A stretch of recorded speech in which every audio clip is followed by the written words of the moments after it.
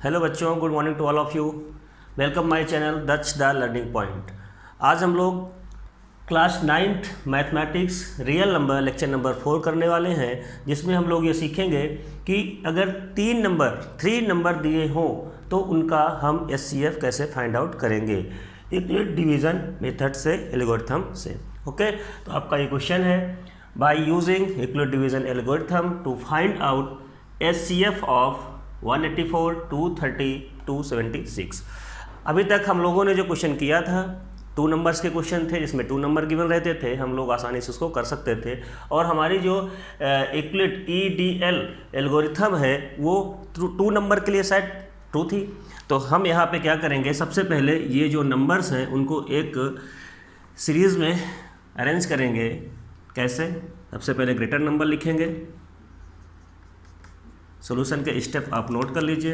सबसे पहले greater number कितना है 276, इसके बाद क्या है 230, देन 184।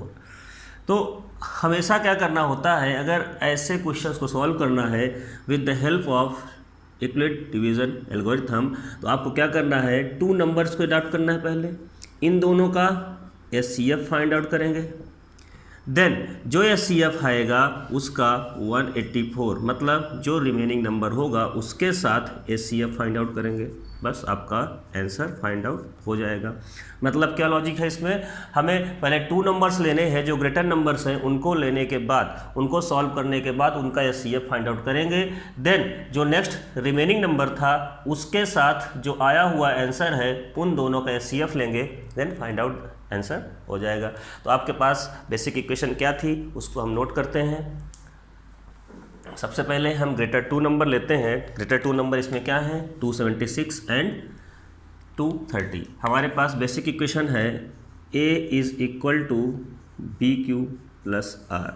ये क्या, कौन सी इक्वेशन है, यूक्लिड डिवीज़न एल्गोरिथम की इक्वेशन होती है। यहाँ पे A क्या होता है, ग्रेटर नंबर होता है, B smaller number, Q quotient and R is reminder. अब हम इस जगह पे कौन सी वैल्यू पुट करेंगे 276, क्योंकि हमें ग्रेटर नंबर को यहाँ पुट करना होता है। इसको हमने A एज्यूम किया, इसको हमने B एज्यूम किया। यहाँ पे 276 में 230 से अगर डिवाइड करेंगे तो अप्रॉक्सीमेट डिवाइड 1 टाइम्स आएगा, रिमाइंडर कितना आएगा 46 फाइंड आउट होगा। इसको कैसे करते हैं ये भी समझ लीजिए। 276 230 हम डिवाइड करेंगे 1 टाइम्स 230 6 4, तो यहाँ पे जो क्वोशंट आता है उसको हम यहाँ लिखते हैं और रिमाइंडर को यहाँ लिखते हैं। ऊपर फार्मूला आपको दिया गया है। नेक्स्ट स्टेप पे क्या करते हैं, जो यहाँ पे B के प्लेस पे वैल्यू थी उसको हम यहाँ पे शिफ्ट करते हैं A के प्लेस पे, इज़ इक्वल टू यहाँ पे जो वैल्यू होती है उसको हम शिफ्ट करते हैं 46 यहाँ पे, मतलब B के प्लेस पे। तो वही चीज़ यहाँ पे हो रहा है। अब हम डिवाइड किस में करेंगे 230 में। तो आपको दिख गया होगा कि ये अब डिवाइज़र हो गया, ये डिविडेंड हो गया। अब यहाँ पे कितने टाइम्स डिवाइड होगा ये चेक करना पड़ेगा। आई थिंक 5 टाइम्स होगा या 4 टाइम्स होगा। अगर हम 5 टाइम्स डिवाइड करते हैं तो 5 6 का कितना होता है 30, और 5 4 जा 20 एंड 23, ये कैंसिल आउट हो जाएगा। मतलब क्वोशंट 5 आएगा मल्टीप्लाइड बाय 5 प्लस 0।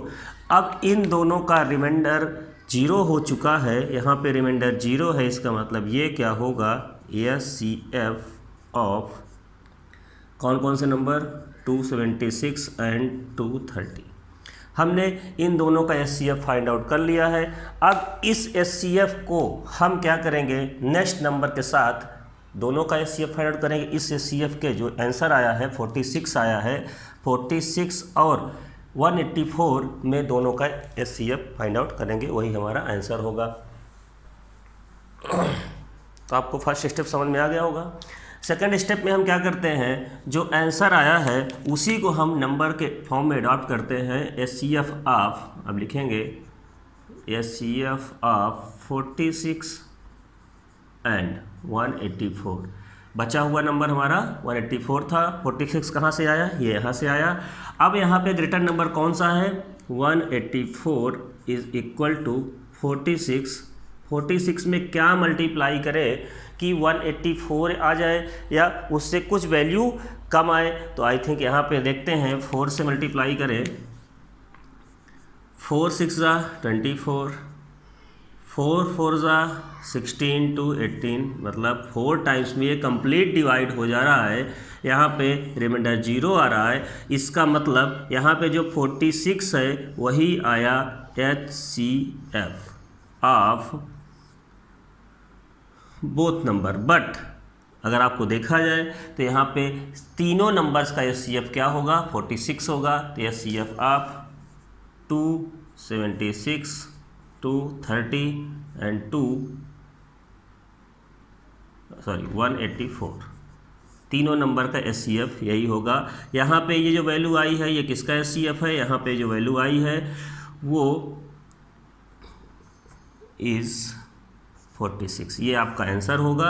और यहाँ पे ये 184 एंड 46 का HCF है, ठीक है।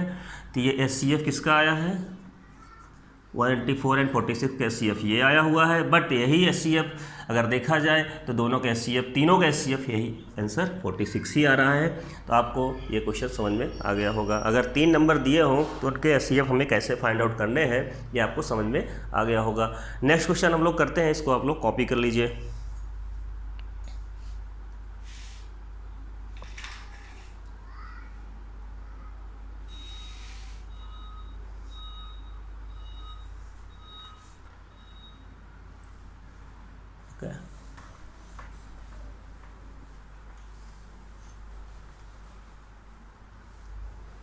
एक क्वेश्चन इससे और करते हैं, 136 170 255, 136 270 355, 170 है सॉरी एंड 255। आपको यह क्वेश्चन दिया जाए, by using Euclid division algorithm to find HCF of 136 170 255। तो सबसे पहले वही लॉजिक है, फटाफट से कर लेते हैं इस क्वेश्चन को भी। हमारे पास इसको हम अरेंज करेंगे किसमें, डिसऑर्डर में 170 136। सबसे पहले हमें देखना है कौन सा सबसे ग्रेटर है, 255 सबसे ग्रेटर है। तो 255 हमारे पास फार्मूला होता है A = BQ + R। 255 is equal to 170, 170 में 2 टाइम्स मल्टीप्लाई करेंगे तो 340 के आसपास आएगा, तो 1 टाइम से डिवाइड होगा, प्लस रिमाइंडर कितना आएगा। अब ये प्रैक्टिस थोड़ा सा आपको करना पड़ेगा, क्योंकि अगर प्रैक्टिस नहीं करेंगे तो आप डिवाइड करते रह जाएंगे। यहाँ पे 85 आएगा। अब जो 170 यहाँ पे आया है इक्वल्स टू 85 × 2 + 0, आई थिंक यहाँ पे ये 170 फाइंड आउट हो जाएगा। तो इस केस में ये जो HCF आया है वो HCF क्या आया है, HCF ऑफ 255 एंड 177, सो 170, ठीक है। 170 का HCF कितना आया है, 85 आया है।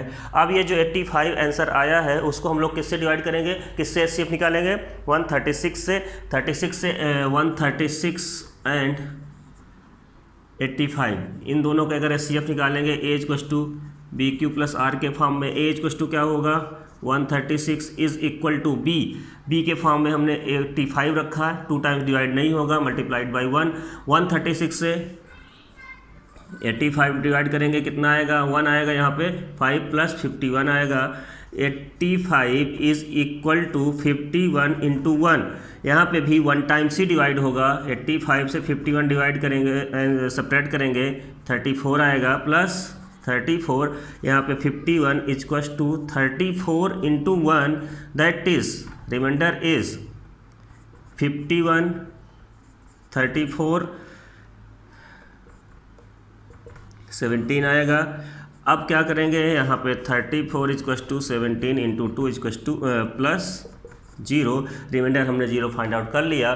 जब रिमाइंडर 0 फाइंड आउट हो जाएगा तो 17 जो आया है यहाँ पे हमने सिंपली केवल डिवाइड किया है, बार बार डिवाइड कर रहे हैं, और जो 17 आया है यही होगा HCF ऑफ गिवन नंबर। मतलब कितने नंबर हैं, 136, 170 एंड 255। तो आपको आई होप ये समझ में आ गया होगा कि हमें HCF कैसे निकालना है।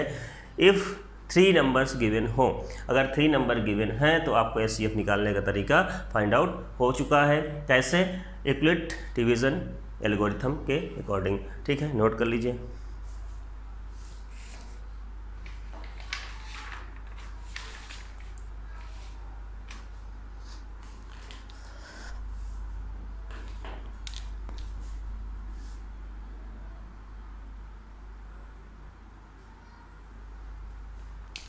ओके, अब हम लोग एक न्यू क्वेश्चन करने जा रहे हैं, कुछ इस टाइप का question.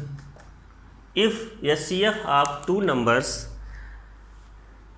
65 and 117 is in the form of 65m minus 117, then find the value of m। आपको m की वैल्यू फाइंड आउट करना है। तो इसमें भी हम लोग यूक्लिड डिवीज़न मेथड का यूज करेंगे। कैसे यूज करते हैं उसको हम सीखते हैं। सबसे पहले क्वेश्चन गौर से पढ़िए। क्वेश्चन पे क्या कह रहा है? क्वेश्चन पे ये कह रहा है if HCF of 2 number 65 and 117 is in the form of this. तो मतलब क्या है कि इन दोनों नंबर्स का जो एचसीएफ है वो इस फॉर्म में है। अगर वो इस फॉर्म में है तो आप m की वैल्यू बताइए। तो यहाँ पे क्या करना है, दोनों नंबर का एचसीएफ निकाल लीजिए और इसके इक्वल कर दीजिए। दोनों नंबर का एचसीएफ निकालने के बाद आप इसके इक्वल कर देंगे, m की वैल्यू आ जाएगी। बहुत आसान क्वेश्चन है, बस थोड़ा सा ट्रिकी है। बस 65 and 117 इन दोनों नंबर का अगर आप एचसीएफ निकालना चाहें तो इसको a लेना पड़ेगा और इसको b लेना पड़ेगा, क्योंकि ग्रेटर नंबर हमेशा हम a लेते हैं। अब बताइए a is equal to B Q plus R के फॉर्म में अगर रिप्रेजेंट करना चाहें तो यहाँ पे 117 is equal to b is 65 into multiply कितना कर सकते हैं 1 टाइम्स, क्योंकि 2 टाइम्स करेंगे तो ये 130 के आसपास हो जाएगा। तो 1 टाइम्स प्लस रिमाइंडर कितना आएगा। रिमाइंडर अब आप लोग को ये सब पता होना चाहिए कि अगर हम इसको डिवाइड करेंगे 1 टाइम्स डिवाइड होगा तो 2, यहाँ पे 11 में से कितना माइनस कर रहे हैं, 6 माइनस कर रहे हैं तो 5 आएगा। Reminder is 52। अब जो 52 आया है वो फिर से b बन जाएगा और यहाँ से ये a को कन्वर्ट हो जाएगा 52 इंटू 1, दैट इज़ 52 से 65 डिवाइड करेंगे, 1 टाइम डिवाइड करेंगे 52, 3 एंड यहाँ पे 1। ठीक है, तो यहाँ पे रिमाइंडर इज़ 13। इसके बाद आप 52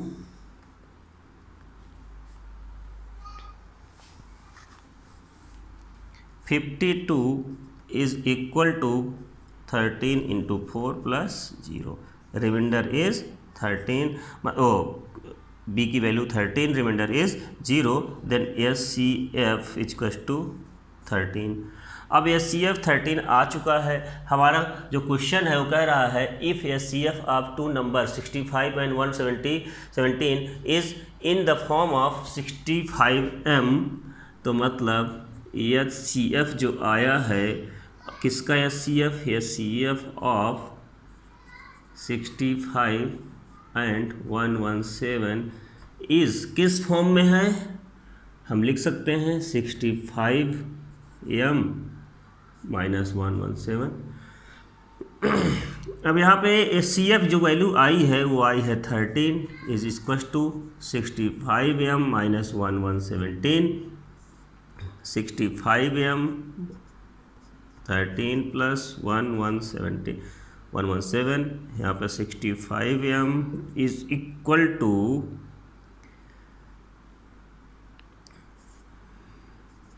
130। m is equal to 130 by 65। m equal to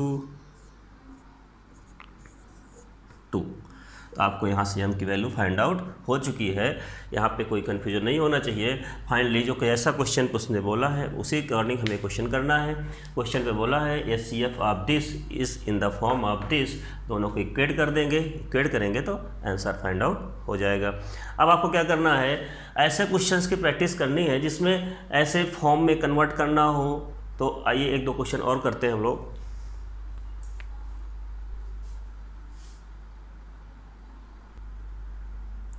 okay, हमारा न्यू क्वेश्चन ये है, question number this, find the SCF of 65 and 117 and express it in the form of this.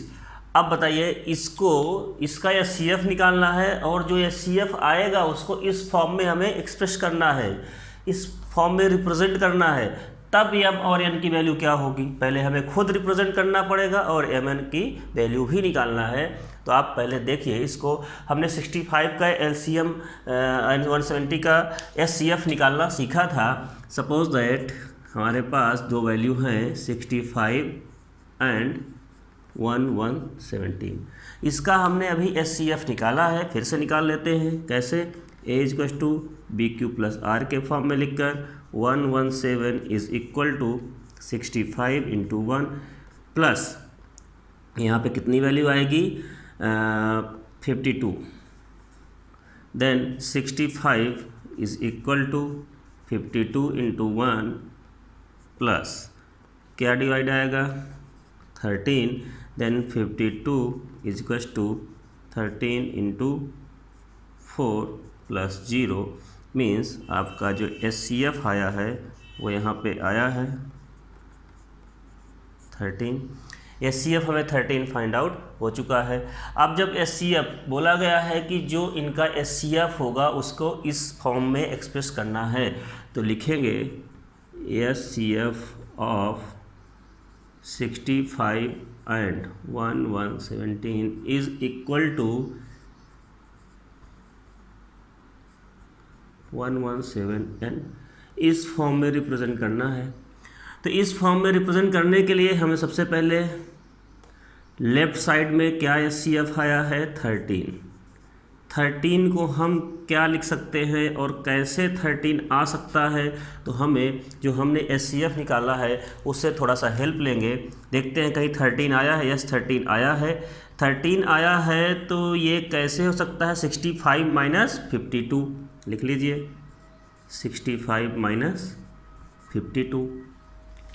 अब अगर हमें 65 तो मिल चुका है क्योंकि इस फॉर्म में हमें कन्वर्ट करना है, 65 हमें यहाँ पे फाइंड आउट हो चुका है। अब इस 52 को किसी तरह से हम 117 में कन्वर्ट करना चाहेंगे।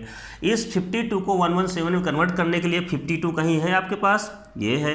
52 को क्या लिख सकते थे 117 माइनस इधर जाएगा 65, तो आप लिख सकते हैं 13 is equal to 65, minus sign वैसे ही लगाएंगे। 52 की प्लेस पे 117 माइनस ऑफ 65, 117 माइनस ऑफ 65, ये हम मल्टीप्लाइड बाई 1 भी लिख सकते हैं, कोई प्रॉब्लम उससे नहीं है। ठीक है, अब यहाँ पे आते हैं, इस ब्रैकेट को थोड़ा ओपन करते हैं।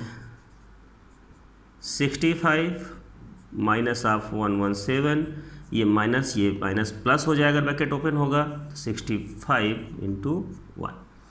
यहाँ पे आपको दिख रहा होगा कि 13 इज इक्वल टू 65 इंटू 2 हो रहा है क्योंकि 65 है, 65 2 टाइम्स आ रहे हैं तो 2 हो जाएगा माइनस ऑफ 117 मल्टीप्लाइड बाई 1 कर सकते हैं। 13 इज इक्वल टू 65 इंटू 2। अगर यहाँ पे प्लस साइन लेते हैं तो इसको 117 लेने के बाद इसको -1 से मल्टीप्लाई करना पड़ेगा, तभी ये माइनस बैलेंस होगा।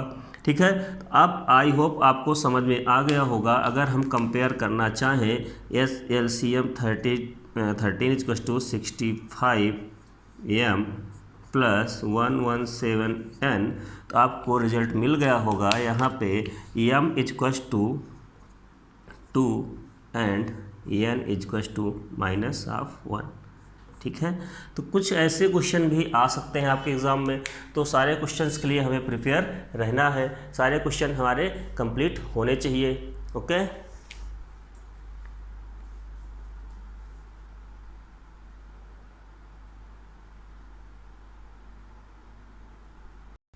Fundamental theorem of arithmetic. Okay, इसमें होता क्या है कि जैसे हम किसी नंबर को लेते हैं, अगर एक नंबर कोई हमने अडॉप्ट किया, कोई नंबर लिया, कोई नंबर को लेते हैं तो उसको हम फैक्टराइज करते हैं। फैक्टराइज करने के बाद उसके जो फैक्टर आते हैं वो फैक्टर 2 के मल्टीपल हो सकते हैं, और फैक्टर कौन से होने हैं ये भी मोस्ट इंपॉर्टेंट है। प्राइम फैक्टराइजेशन होना है वहाँ पे। प्राइम फैक्टर क्या होते हैं ये मैंने लेक्चर नंबर फर्स्ट पे आपको बताया था कि प्राइम फैक्टराइजेशन क्या होते हैं, प्राइम फैक्टर, कंपोजिट फैक्टर, सारी चीज़ें हमने समझाई थी। तो एक बार उसको रिमाइंड कर लेते हैं, यहाँ पे प्राइम फैक्टराइजेशन होते क्या हैं। तो प्राइम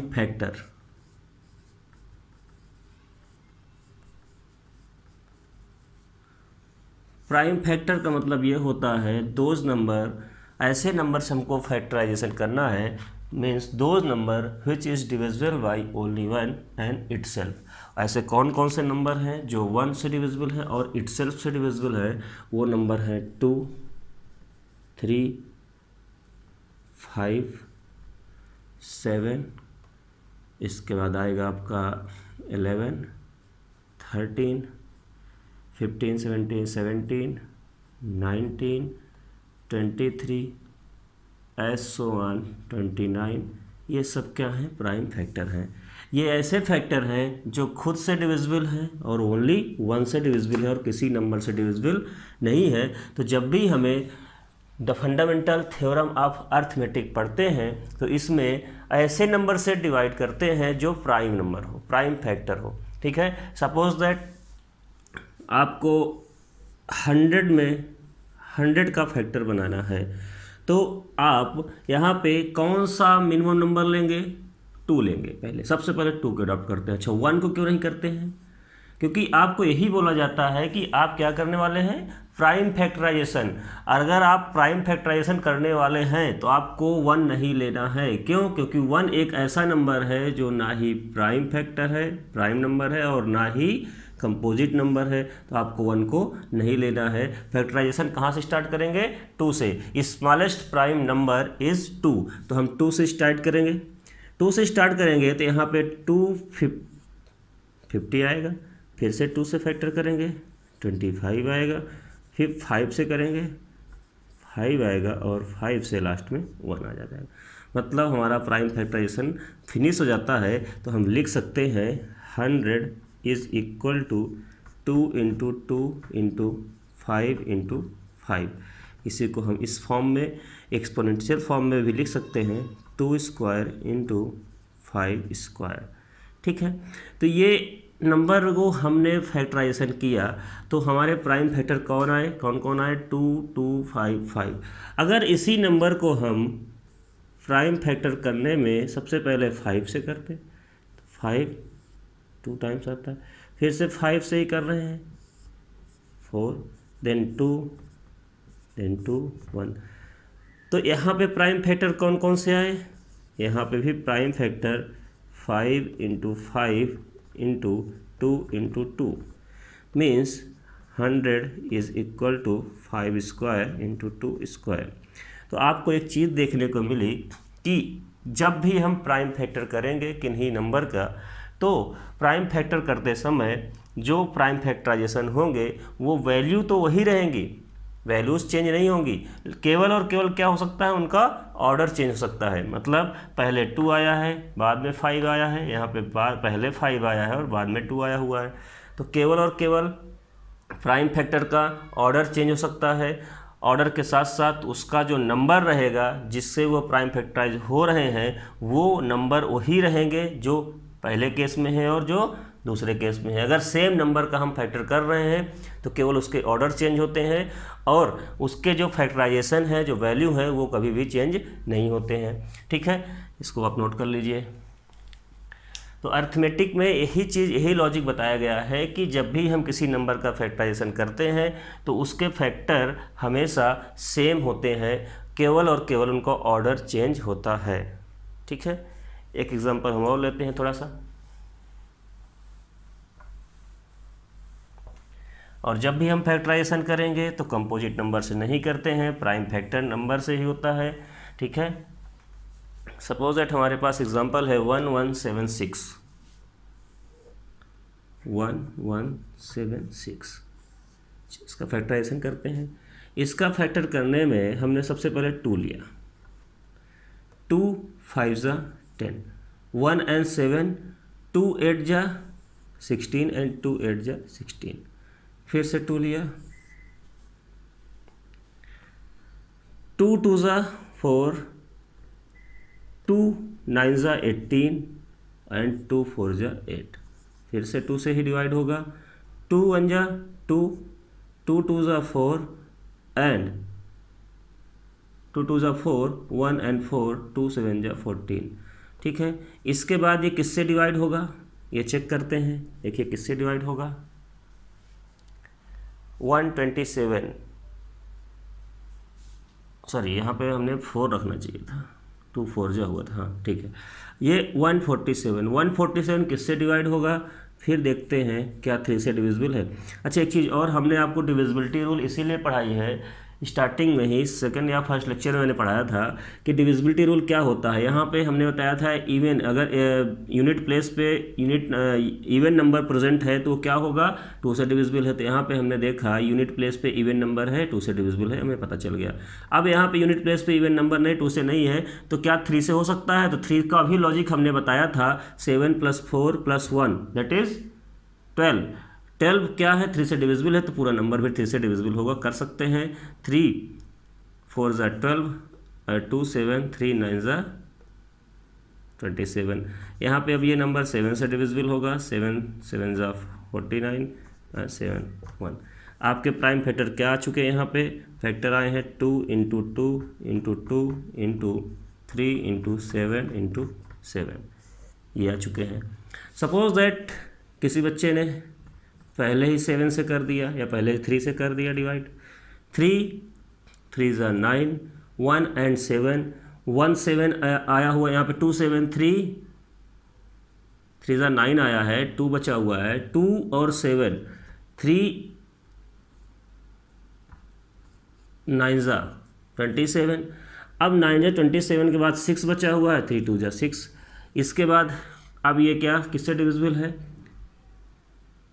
3 से डिविजिबल है या किससे डिविजिबल है, तो यहाँ पे देखते हैं ये शायद 3 से डिविजिबल है। चेक करिए, 9 और 3 कितना हुआ, 12, 2 14, नहीं अब 2 से डिविजिबल होगा, 2 1 जा 2। इसके बाद 1 एंड 9, 1 एंड 9 मतलब कितना हुआ, 2 9 जा 18 एंड 2 6 जा 12। फिर कितना डिविजिबल होगा यहाँ पे, 2 9 जा 18, 2 8 जा 16, फिर से 2, फिर से 7। ठीक है, तो यहाँ पे फैक्टर कितने आए, 3 × 2 × 2 × 2 × 7 × 7। अगर किसी बच्चे ने पहले ही 7 से डिवाइड कर दिया, पहले ही 7 से डिवाइड करेगा तो क्या आएगा, 7 1 जा 7, 4 एंड 7, 4 और 7 फाइंड आउट होगा तो 6 टाइम्स 42 जाएगा, 42 में यहाँ पे 5 आएगा और 5 और 6 तो 8 आएगा। फिर से हम क्या करेंगे, यहाँ पे किससे डिविजिबल करेंगे, 2 से डिविजिबल करेंगे, या अगर करना चाहे 3 से भी कर सकते थे, 3 से कर लेते हैं। 3 से करेंगे, 3 4 जा 12, 3 4 जा 12 हुआ, तो यहाँ पे 12 आएगा और इसके बाद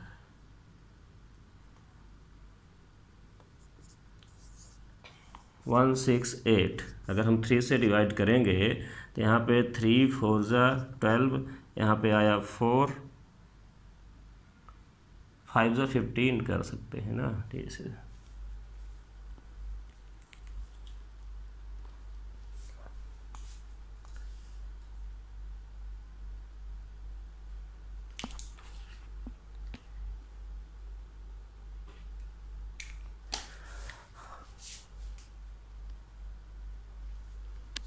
ओके,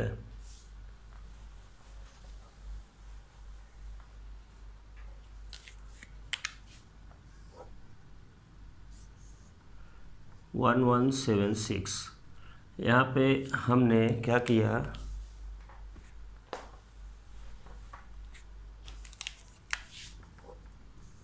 वन 1 7 6 हमने क्या किया, 3 से डिवाइड किया, 3 से क्या 7 से कर दिया, 7 से डिवाइड किया, 7 7 1 जा 7 और 4 एंड 7 4 7 7 6 जा कितना आएगा, 42 आएगा। 42 आने के बाद यहाँ पे कितना आएगा रिमाइंडर 5 और 7 8 जा 56। अब यहाँ पे क्या करेंगे हम 3 से डिवाइड करेंगे, 3 5 जा 15 और 15 1 6 3 6 जा 30 आएगा। यहाँ पे अब 2 से डिवाइड होगा, 2 से डिवाइड करेंगे कितना आएगा 2 2 जा 4 और 2 8 जा 6। फिर से 2 डिवाइड करेंगे कितना आएगा 2 1 जा 2 2 2 जा 2 4 जा 8। 2 से डिवाइड करेंगे 7 आएगा और 7 से फिर से डिवाइड करेंगे। मतलब आप कुछ भी कर लो, कैसे भी डिवाइड करो, कैसे भी फैक्टर करते चले आओ, लास्ट में आपका फैक्टर सेम आने वाला है। मतलब यहाँ पे जितने 7 थे उतने 7 इसमें भी है, उतने 7 इसमें भी है, जितने 2 हैं तो तीनों में 2 सेम है, एक 2 और आया है यहाँ पे। ठीक है, 2 बार 2 आया हुआ है, यहाँ पे 3 बार 2 आया, यहाँ पे भी 3 टाइम्स 2 है, यहाँ पे भी 3 टाइम्स 2 है, यहाँ पे 1 टाइम 3 है, 1 टाइम 3 है, 1 टाइम। मतलब क्या है, the fundamental theorem of arithmetic यही कहती है कि अगर किसी भी नंबर का हम प्राइम फैक्टर करते हैं, चाहे पहले जिस नंबर से डिवाइड कर दे, लास्ट में फैक्टराइजेशन तीनों के सेम आएंगे। तो इस नंबर को हम लोग एक ट्री के फॉर्म में भी पढ़ेंगे, जो कि आपको आपके सिलेबस में बताया गया है। सेम इसी चीज़ को हम एक ट्री के फॉर्म में अगर पढ़ें तो कैसा होगा, देखते हैं।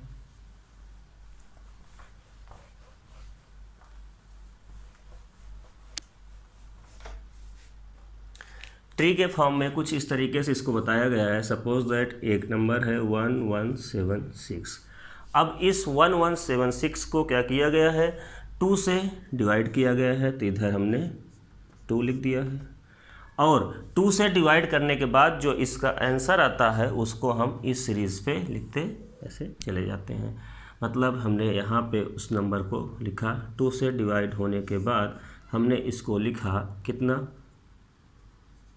5 8 8। अब फिर से हम इसको क्या करेंगे, 2 से डिवाइड करेंगे तो कितनी वैल्यू फाइंड आउट होगी, ये वैल्यू फाइंड आउट होगी 294। फिर से हम इसे 2 से डिविजिबल करेंगे, ये वैल्यू फाइंड आउट होगी 147। अब ये 2 से डिविजिबल नहीं है, अब ये 3 से डिविजिबल होगा। 3 से डिवाइड करने के बाद ये आएगी वैल्यू कितनी 49। और इसको हम अगर 7 से डिविजिबल करेंगे, 7 से डिविजिबल करने के बाद ये आएगा 7। फिर से 7 से डिविजिबल करेंगे तो सिंपली ये लास्ट में वैल्यू कितनी आएगी, यहाँ पे 1 आ चुकी है। ठीक है, तो फाइनली 7 टाइम्स भी हम इसको यहाँ से क्लोज कर सकते हैं। लास्ट में जो वैल्यू आती है वहीं से हम क्लोज कर सकते हैं, क्योंकि हम इसको भी अडॉप्ट कर लेते हैं, बाकी 7 में कर सकते थे। ठीक है, तो यहाँ पे 2 into 2 into 2 into 3 into 7 into 7 ये नंबर लास्ट में हमें फाइंड आउट होते हैं। तो ये क्या होते हैं, प्राइम फैक्टर। और इसको हम क्या नाम देते हैं, एज अ ट्री मेथड। इसको हम ट्री के like the structure of tree, इसको हम फॉर्म कर रहे हैं तो इसको हम ट्री टाइप स्ट्रक्चर बोलते हैं। और ये फाइनली होते क्या है, prime factorization of any number. Okay, तो आपको 1-2 एग्जांपल इससे करवा देते हैं, बाकी ये टॉपिक फिनिश हो जाएगा।